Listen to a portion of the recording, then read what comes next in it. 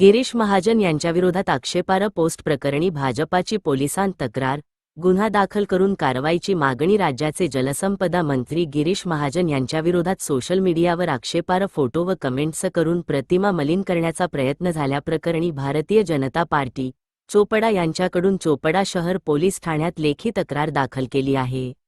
भाजपा पदाधिकाऱ्यांनी दिलेल्या निवेदनात म्हटले आहे की फेसबुक, इंस्टाग्राम, ट्विटर व व्हॉट्सअपवर मंत्री गिरीश महाजन यांचे आक्षेपार्ह फोटो व्हायरल केले जात आहेत. यामुळे जनमानसात संभ्रम निर्माण होऊन समाजात असंतोष व द्वेष पसरवण्याचे कटकारस्थान सुरू आहे.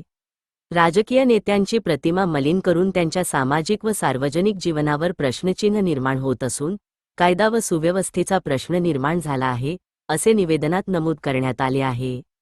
त्यामुळे संबंधित व्यक्तींविरोधात तात्काळ गुन्हा दाखल करावा, चौकशी करून सर्व आक्षेपार्ह फोटो हटवावेत आणि भविष्यात अशा खोट्या माहितीचा प्रसार रोखण्यासाठी कठोर कारवाई करावी, अशी मागणी भाजपाच्या पदाधिकाऱ्यांनी केली आहे.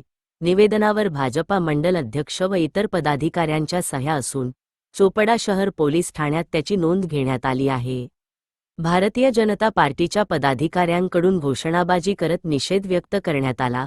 महाराष्ट्र गौरव न्यूजकरिता मुख्य संपादक विनायक पाटील, चोपडा, जिल्हा जळगाव.